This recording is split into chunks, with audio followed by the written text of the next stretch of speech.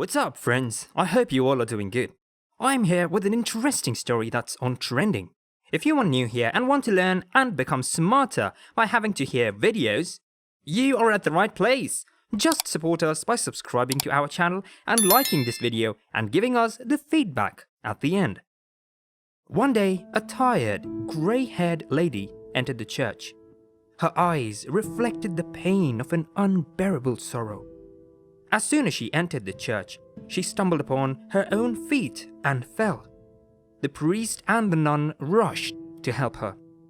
She was carried to one of the benches in the church and was offered some water and sweets to get her back to her normal state. As soon as she felt relaxed a little, she came back to her somewhat improved state. She looked at the cross before her, ignoring the people surrounding her. A few seconds gaze into the cross, and then she just looked around and offered her gratitude to the two people who had helped her. The priest, realizing that the woman doesn't want to share much of her story yet, just told her, "Don't worry, everything is going as planned. You will find the peace you are looking for." The lady looked into the priest's eyes, and her eyes gleamed with hope. She replied, "I hope so." And so, the nun and the priest left her so she could pray in silence and solitude. More often, the heart is able to express itself well in silence and solitude. Thus, the lady sat in church looking at the cross. Tears rolled down her face. She looked back at her life's story, recounted every sin she could remember, asked for forgiveness, and then began to cry again. This continued for a few minutes. One of the thoughts that disturbed her most was that perhaps she had lost everything in life. Every investment she had made had drowned in the torrents of the world. Her first love, who later became her husband, and the most precious gift that her marriage bore her, was her young, handsome son. Both of these men died in a car accident. She was in her office when she was given the news of the accident. By the time she reached the hospital, her loved ones, the ones she had invested her emotions and time in, neglected herself and the frenzy of the world, as well as ignored God, had left for their eternal home. There she sat before Christ, reminiscing the bitter details of that day. More pain was added every time a happy memory of her family moments made past her memory lane.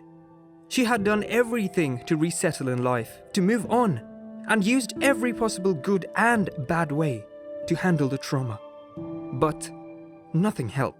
So now, she came to seek a sanctuary in the kindness of God, with whom she was upset for causing her such miserable grief. She had long complained about the emptiness that her house had gotten into. Her home was now a house, an arrangement of bricks. The warmth was replaced by a cold silence. After work, she didn't feel like going anywhere. She did not look forward to having completed her work hours and returning to a building which once used to be a home in the real sense of the word. All these complaints mounted a great pain in her heart. And today, she had come to tell God about all these things that had not let her sleep at night and had made it difficult for her to rise from bed and witness the rising sun. Even the sunsets were no more beautiful, but just painful for her. While she was at it, she heard a few footsteps behind her. It was a youth who came and landed a robe before her. He got taken away by his prayers to God. His back was visible to the old lady who was tracing her son's appearance onto him. The youth was sobbing, and this lady felt the desire to comfort him. She sat with him and offered her support.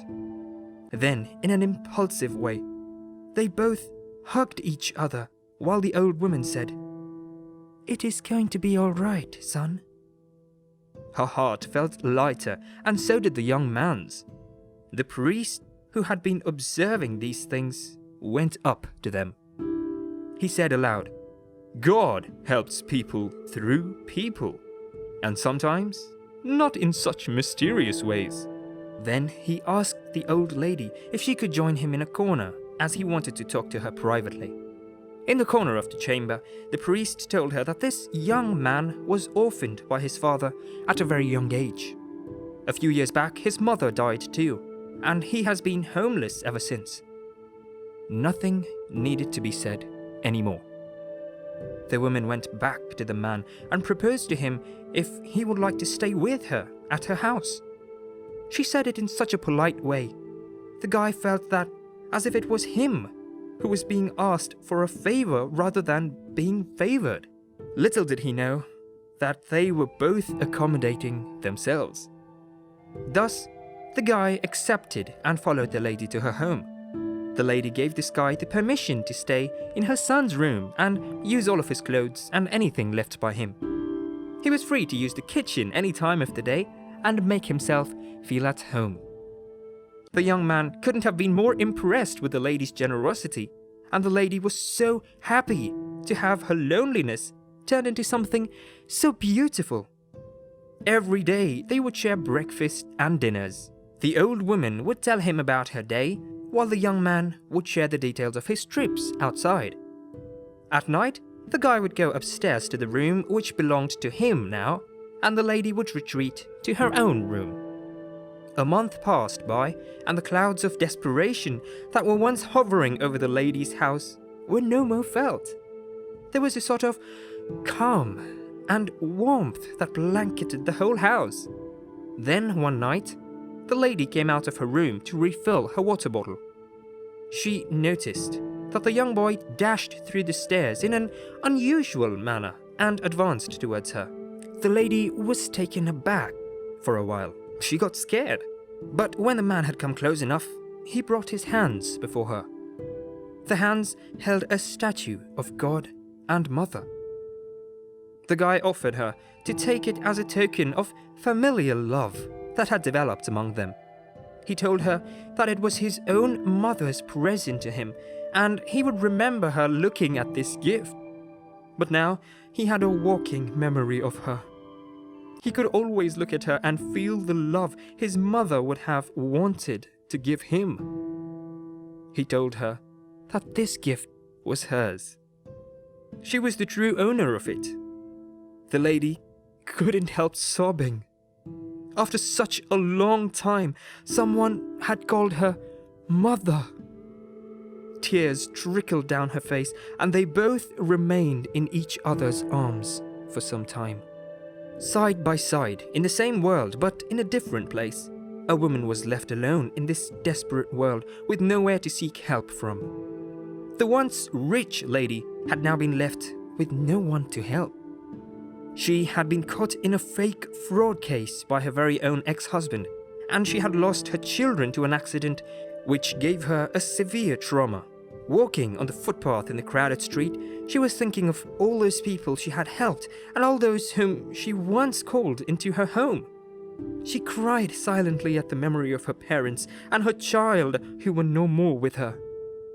The only thing she was left with was a small but comfortable house and a good job, but her sorrow couldn't be replaced by any happiness of what she had endured.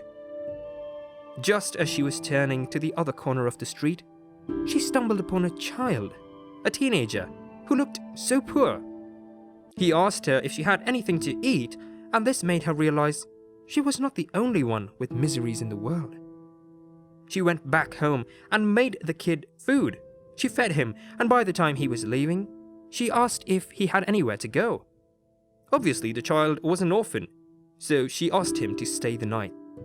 She made his bed like she would make for her other children, who were no more, and her heart filled with a sudden warmth she hadn't felt in a long time. The child asked the lady if she could tell him a story, which brought such a joy to her soul. So she told him a story, and when the story ended, she noticed the child was already asleep. She kissed him on his forehead and said, "Good night, son," in the memory of her children. After some time, he replied, "Good night, mother." That was when she realized a new hope, a new life had begun.